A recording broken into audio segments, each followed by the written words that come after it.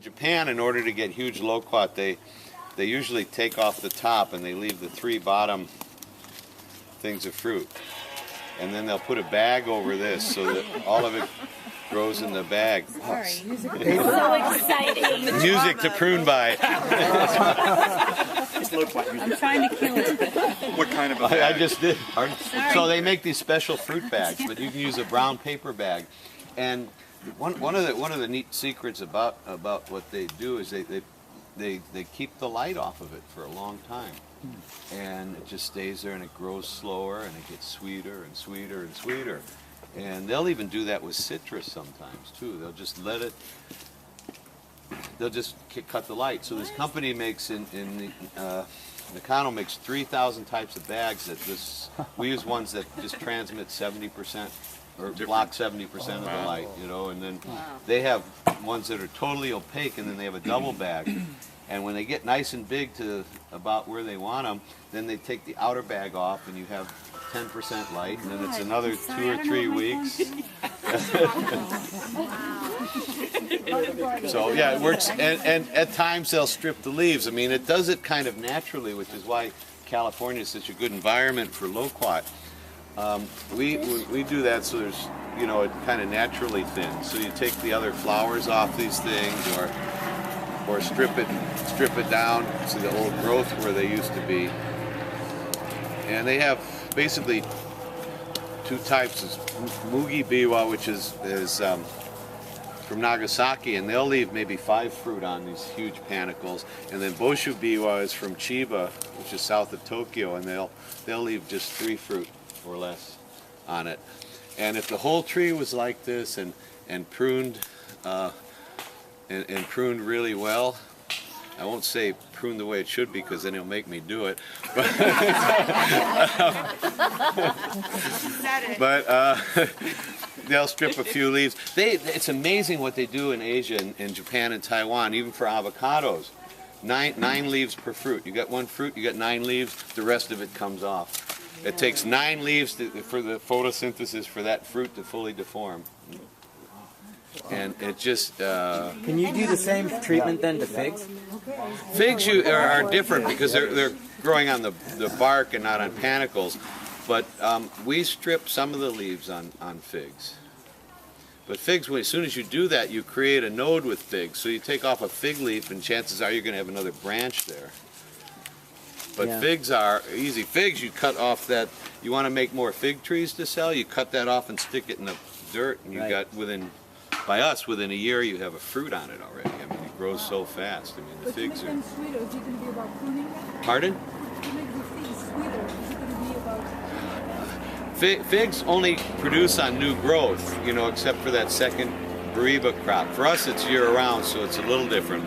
But yeah, figs, I harvest and prune 3 times a week figs. I don't want them, I'm kind of lazy, you know. I don't want to have to climb up there or use things to harvest, and I don't want to bend too low because I'm supposed to get my knees replaced. So I want everything in this range. And if you look at like the mango trees we saw in Florida, they were all, you know, no more than 7 feet tall, and so I could just pick that mango from here, or I can pick it from here. And everything had the fruit within that range. And so training the new trees is really essential to that. So yeah, sorry. What were you saying? It only produces fruit on new growth? Yeah, on figs. So what do you do? We a lot of the old timers have fig trees on their. I think there's a fig. Can you get the binoculars? I can go check. Yeah. Because we have 5-story mango trees and 5-story avocado trees that nobody ever pruned. You know, and the same with figs. I mean, you get 1 shoot and the figs are up there and the birds are real happy. How do you prune them so they don't get tall like that? Borrow John's pruners. Yeah, there you go. just cut them. All right, I'll go at it. Figs are real hardy, so you can just cut them and they'll come back. And in terms of getting them sweeter, it's just anytime the proper horticulture and you give them the best environment you can give them, or the best care you can give them, they're going to be happy and healthier, and that usually means sweeter. Now, there's a chef, Alan Wong, in Hawaii, and he'll call me, you know, every so often. He wants sweet dessert figs, you know, and so we get the sweet dessert figs, and that's we just use the same bags basically, and so we try to slow down the growth. The problem with figs is when it's a little too dark, it's a lot different. So I mean, when you put it creates too much heat, I should say. So when you have the heat on there, they tend to, and sometimes they'll split. So it's something with figs are a little trickier, and you have to monitor that a lot. So do you knock off fruit like you would on the? On figs? Yeah. Very seldom would I thin figs. I give them a lot of extra nutrition and water. But yeah, too much water, they're going to split and go too fast. But then I eat them. So you were saying new growth produces fruit. Does that mean you're going to be trimming to create new growth every year? Well, yeah, but you're also pruning to not to get new growth, but also to facilitate harvesting. And again, I'm always focused on making it, you know, the path of least resistance, right? So I wanna just keep it here. So the other thing about, and actually loquat too, this is a little big now, but let's say on this branch, if Bill wanted to tie this thing down, put a stake in the ground and tie it down here.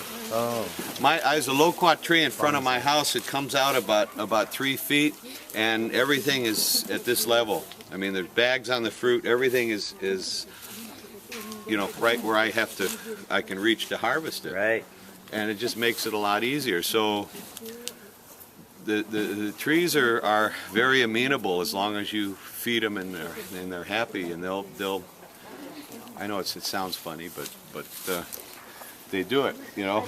And so again, it's just a matter of removing a lot of the extra fruit, and that extra energy is going to go into. So you leave the top ones, you say? No, I usually leave the bottom ones, and at least one on. So I mean, the secret. I don't know if anybody's been to Japan or spent time there, but some of the highest quality, best tasting fruit in the world is from Japan. Most expensive, unless you got to go 7-Eleven there. I mean, you can get almost the same thing. Wow. Or you go to the U-Pick places. So for $5, you take the train for a couple hours out of Tokyo, and you go to the biwa club, and then they have little buses that go to the farms, and you can eat. Biwa is loquat. And it's just, you can just eat these things, because 12 fruit are $50 if you go for 12 loquat in Japan, if you go to the department store. But when you go to Restaurant Supply or 7-Eleven, you know, and it's the height of the season, you can get the same thing for $3.50. So, hey, can we grow nashi here? yeah, I should. The apple pears. They'll grow in LA? I would guess. Should look around. That's like the best fruit in the world. Pardon? Do we have to have a freeze for that? Well, you have to have, they call it a chill unit, so it's X amount of time under 40 degrees, I think. That's November here. Sometimes. Used to be. Well, I mean, there's a couple trees in Hawaii, even though it doesn't get cold, and they don't always produce, but every now and then somebody will show up with a couple local ones.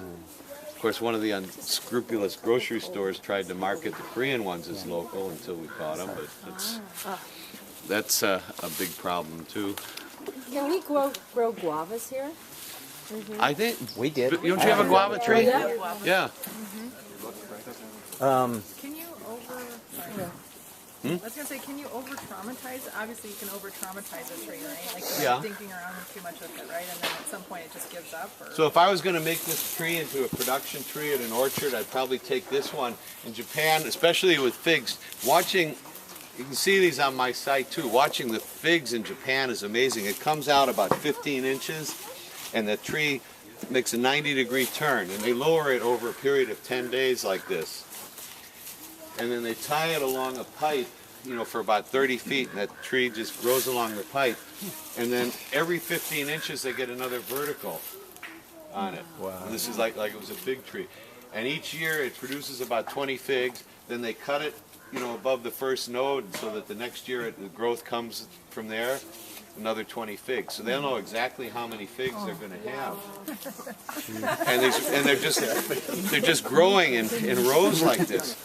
The neatest program they could do, and maybe you guys could do this in 5 years when you really get growing. Those big plastic milk crates, they put the trees in the milk crates, and then they get them established in these milk crates, and they have a tree coming out, and they had 2 verticals, so it's coming out in both directions, and they have 6 verticals in the milk crate. Each one of those produces 20 figs. They have about 1,000 of the trees like this, and they take them to the nursing homes all over Nagoya. Just give them to the old people, can eat the figs, or they can sell them back to the cooperative there. And then they pick it up at the end of the year and nurse it during the winter.